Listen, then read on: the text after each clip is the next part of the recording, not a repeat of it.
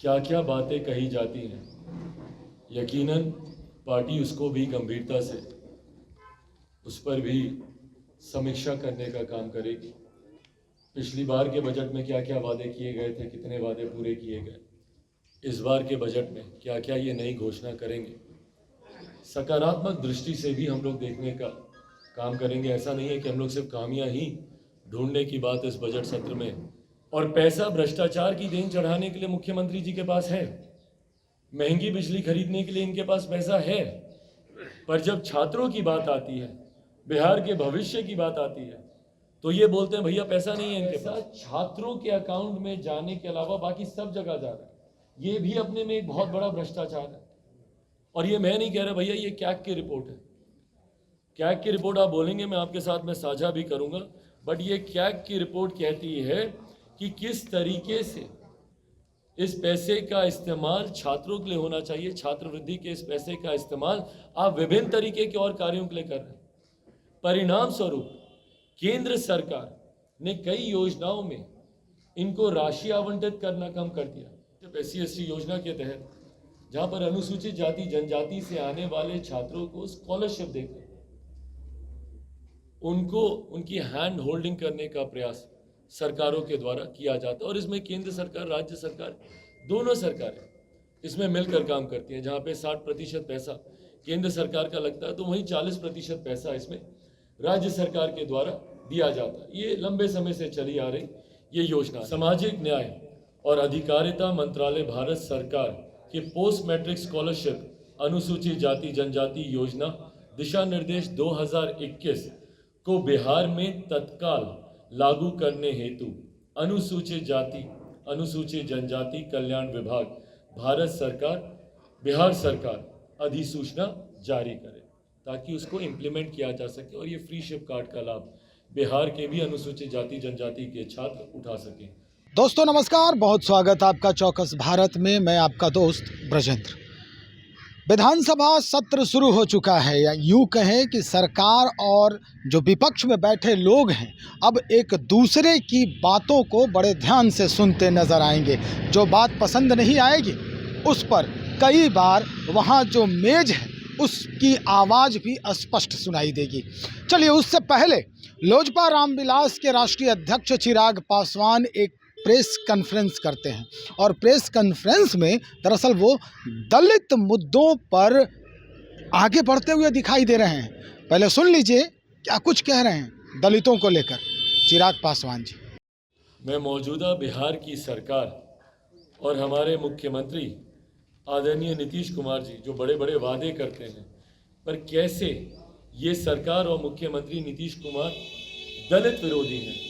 और मैं एक दो और उदाहरण के साथ इस बात को मैं स्पष्ट भी करूंगा और पुख्ता करूंगा कि क्यों ये दलित विरोधी है। अनुसूचित जाति जनजाति विरोधी मुख्यमंत्री नीतीश कुमार जी और उनकी कार्यशैली में इनका ये दिखाई देता है। उनसे हम लोग ये मांग करते हैं, 3 मांगे हैं जो प्रमुखता से हम लोग रखना चाहेंगे। पहली मांग, सामाजिक न्याय और अधिकारिता मंत्रालय भारत सरकार के पोस्ट मैट्रिक स्कॉलरशिप अनुसूचित जाति जनजाति योजना दिशा निर्देश 2021 को बिहार में तत्काल लागू करने हेतु अनुसूचित जाति अनुसूचित जनजाति कल्याण विभाग भारत सरकार बिहार सरकार अधिसूचना जारी करे, ताकि उसको इम्प्लीमेंट किया जा सके और ये फ्री शिप कार्ड का लाभ बिहार के भी अनुसूचित जाति जनजाति के छात्र उठा सकें।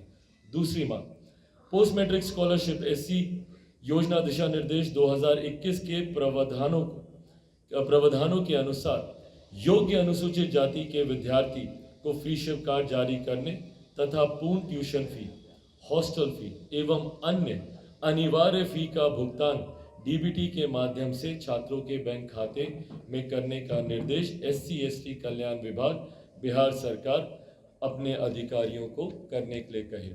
2021 से ही इनको इसका लाभ मिलना चाहिए था, तो ये बैकलॉग भी इकट्ठा होता जा रहा है, तो ये बैकलॉग भी रिलीज किया जाए, ये अधिसूचना बिहार सरकार जारी करे। और तीसरी और अंतिम मांग, पोस्ट मैट्रिक स्कॉलरशिप योजना के तहत ट्यूशन फी, हॉस्टल फी एवं अन्य अनिवार्य फी के अधिकतम सीमा निर्धारित करने वाले SC/ST कल्याण विभाग बिहार सरकार की अधिसूचना 4061 दिनांक 16/5/2016 को तत्काल प्रभाव से वापस लिया जाए, जो भारत सरकार के पोस्ट मैट्रिक स्कॉलरशिप अनुसूचित जाति जनजाति योजना दिशा निर्देश 2021 के प्रावधान के खिलाफ है और योजना के मूल उद्देश्य को खत्म करने वाला है, जिसका मैंने आपके सामने जिक्र किया। जो कैपिंग इन्होंने कर दी है, उसकी जो एक अधिकतम सीमा, एक अपर लिमिट जो तय कर दी गई है, उस अपर लिमिट को हटा दिया जाए। ये इसके मूल उद्देश्य के ही खिलाफ है। जिस उद्देश्य के साथ इस योजना को बनाया गया, उसमें अगर आप इस तरीके से कैपिंग कर देंगे तो उस उद्देश्य को ही हम लोग पूरा नहीं कर पाएंगे। और जैसा मैंने इसकी शुरुआत में कहा कि मुख्यमंत्री नीतीश कुमार दलित विरोधी सरकार का पूरी नज़र है।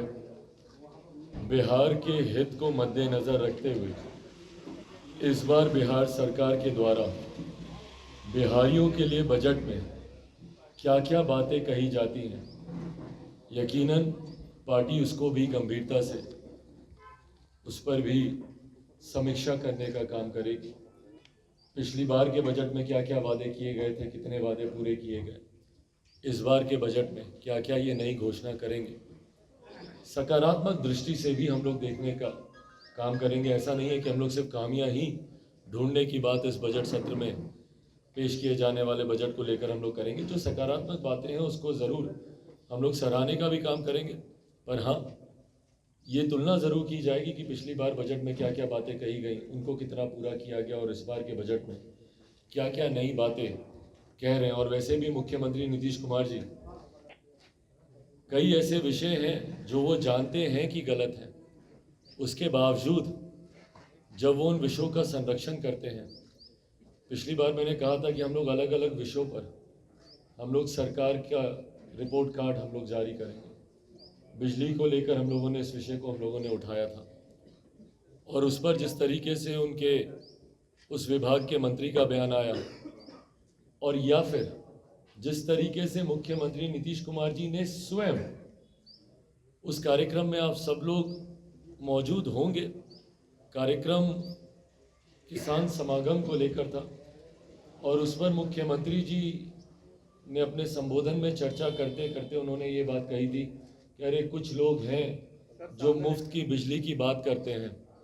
एक तो हमको ये समझ में नहीं आता कि भाई प्रदेश के मुख्यमंत्री यहाँ कुछ लोग कौन, बताइए ना कौन लोग बात कर रहे हैं। भैया अगर चिराग पासवान मांग कर रहा है तो बोलिए भैया कि चिराग पासवान ने मुफ्त की बिजली की मांग की है और ये भाई हक है, अधिकार है, ये मुफ्त की रेवड़ियों में नहीं गिना जाएगा, टैक्स पेयर्स का पैसा है ये। और जब हम किसी चीज़ के लिए ऑलरेडी आपको टैक्स दे रहे हैं तो सुविधाओं की अपेक्षा हम लोग रखते हैं। तो ऐसे में जब मैं कहता हूं कि एक सर्टन यूनिट ऑफ इलेक्ट्रिसिटी को फ्री किया जाना चाहिए, तो क्या गलत मैं कह रहा हूं? भाई आपके मंत्रियों को इसका लाभ नहीं मिलता क्या? आपके विधायकों को इसका लाभ नहीं मिलता क्या? और यही लाभ अगर आप आम जनता को देंगे तो इसमें क्या नुकसान हो जाएगा? पर जब आम जनता को देने की बात आती है तो मुख्यमंत्री बोलते हैं कि कुछ लोग मुफ्त की बिजली की मांग करता है। अरे उनको पता है कितना महंगा बिजली खरीदते हैं हम, भाई आप खुद ही कबूल भी रहे। यही बात तो उस दिन प्रेस वार्ता में पिछली बार आप लोगों के समक्ष मैंने रखी थी। सरकार पैसा दे रही है, उसका आप क्या कर रहे हैं? और पैसा भ्रष्टाचार की देन चढ़ाने के लिए मुख्यमंत्री जी के पास है, महंगी बिजली खरीदने के लिए इनके पास पैसा है। पर जब छात्रों की बात आती है, बिहार के भविष्य की बात आती है, तो ये बोलते हैं भैया पैसा नहीं है इनके पास। हजारों करोड़ की धांधली हो जाएगी इनकी नाक के नीचे, वो धांधली करने के लिए पैसा है। साल दर साल तटबंध के निर्माणों के लिए इनके पास पैसा आ जाता है और एक साल में पहली बारिश आते ही वो तटबंध टूट भी जाता है और पुनः अगले साल हजारों करोड़ की राशि पुनः रिलीज की जाती है उन्हीं तटबंधों के पुनः निर्माण को लेकर।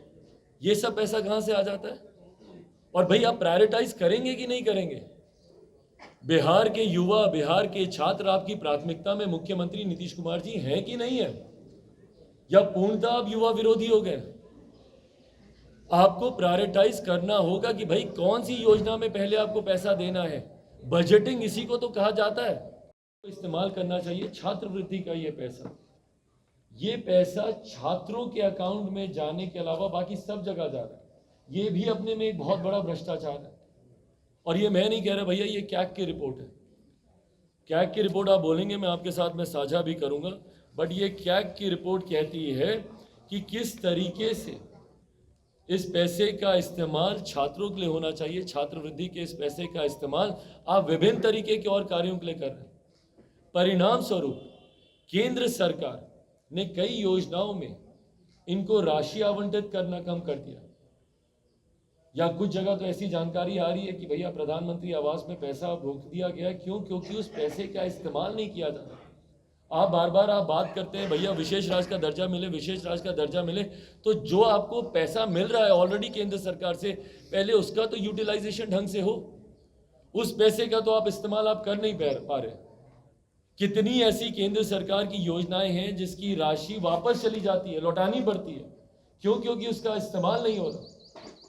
और ऐसे में आप बिहारियों को बरगलान SC योजना के तहत, जहां पर अनुसूचित जाति जनजाति से आने वाले छात्रों को स्कॉलरशिप देकर उनको उनकी हैंड होल्डिंग करने का प्रयास सरकारों के द्वारा किया जाता है। और इसमें केंद्र सरकार, राज्य सरकार, दोनों सरकारें इसमें मिलकर काम करती हैं। जहां पे 60% पैसा केंद्र सरकार का लगता है, तो वहीं 40% पैसा इसमें राज्य सरकार के द्वारा दिया जाता है। ये लंबे समय से चली आ रही ये योजना है। इस योजना में पहला फेरबदल जो बिहार सरकार के द्वारा किया गया, जिसके खिलाफ हम लोग 2016 से ही हम लोग अपनी आवाज़ उठा रहे हैं। 2016 में भी जिस वक्त ये किया गया था, उस वक्त हम लोगों के तत्कालीन राष्ट्रीय अध्यक्ष आदरणीय रामविलास पासवान जी की मौजूदगी में मैंने स्वयं उस वक्त भी इस विषय को उठाया था। 2016 में भी हम लोगों ने कहा था कि जिस तरीके से कैपिंग कर दी गई है स्कॉलरशिप में, अभी तक होता क्या था 2016 तक कि अनुसूचित जाति जनजाति के छात्र जो इस योजना के लाभार्थी हैं, वो कहीं पर भी जाएं, भले वो सेंट्रल यूनिवर्सिटीज़ हों, भले वो प्राइवेट यूनिवर्सिटीज़ हों, IITs हों, IIMs हों, जहाँ पे भी वो जाते थे, जितनी फीस होती थी उतनी स्कॉलरशिप उनको दे दी जाती थी। मैं सरल भाषा में बताने का प्रयास कर रहा हूँ। उतनी फीस उनको दे दी जाती थी, पर 2016 के बाद उसमें कैपिंग कर दी गई। तो सुना आपने कि सरकार को घेरते हुए दलित मुद्दों पर, चाहे वो स्कॉलरशिप की बात हो, यानी दलित फील्ड से, दलित जो क्षेत्र है उससे जो छात्र आ रहे हैं पढ़ने के लिए, उच्च शिक्षा प्राप्त करने के लिए, उनके स्कॉलरशिप की बात हो, या फिर दलितों को टारगेट करके जिस तरह से उनके ऊपर उत्पीड़न किया जा रहा है, जैसा कि चिराग पासवान कह रहे हैं, उसके ऊपर बातचीत हो। कई मसलों को लेकर चिराग पासवान आज मीडिया को संबोधित कर रहे थे और उन्होंने यहाँ तक कह दिया कि बजट सत्र पर हमारी पैनी नज़र बनी हुई है। अब देखना यह होगा कि चिराग पासवान इस पूरे बजट को लेकर और दलितों पर हो रहे उत्पीड़न और उनके छात्रों पर जो स्कॉलरशिप का जो मसला सामने आ रहा है, यानी जो वो गैप कर दिया गया है, उसके ऊपर सरकार की किस तरह की कार्रवाई होती है। आप बने रहे हमारे साथ, और भी खबरों को लेकर हम बहुत जल्द हाजिर हो रहे हैं। बहुत शुक्रिया आपका।